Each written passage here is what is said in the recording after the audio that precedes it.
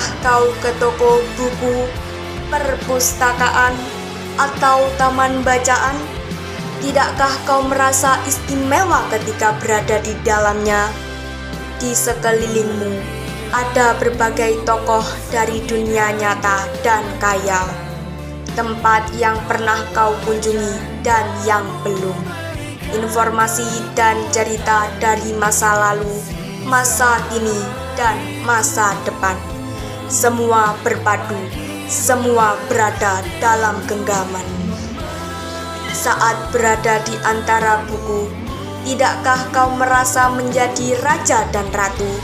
Ruang dan waktu seolah menyatu tanpa batas.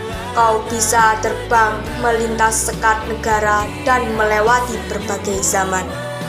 Kau bisa menyelam ke dalam samudra, melayang di angkasa, bercanda dengan aneka satwa, dan berkelana di tengah padatnya kota, juga di rimba raya. Kau tahu, buku adalah jendela dunia, kunci pengetahuan, dan pintu wawasan. Muhammad Hatta, sang proklamator, berkata, "Aku rela dipenjara asalkan bersama buku, karena dengan buku aku bebas." Melalui buku, manusia terbebas dari ketidaktahuan. Tempat-tempat yang dipenuhi buku adalah harapan berkembangnya pengetahuan dan wawasan. Apa jadinya jika kota tanpa buku? Pantaskah dia disebut kota? Di kota itu, mungkin kabar datang dari sumber lain, dari koran, televisi, atau internet. Mungkin informasi dan cerita datang dari cerita nenek moyang, bagai dongeng-dongeng sebelum tidur. Irama warganya pun tiada beda. Bangun pagi, bertebaran di muka bumi untuk berbagai keperluan, untuk kembali pulang siang atau sore harinya. Setelah itu, mereka berangkat tidur dan memulai lagi hari berikutnya. Semua serupa. Di kota itu, mungkin ada bangunan bernama perpustakaan. Di dalamnya, buku-buku berderet dalam rak yang tak terjamah.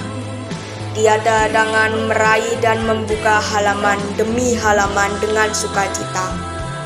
Mungkin juga ada tumpukan buku di sudut-sudut sekolah yang sepi dan berdebu. Jarang dikunjungi, jarang dibaca. Buku-buku di sana teronggok tanpa nyawa.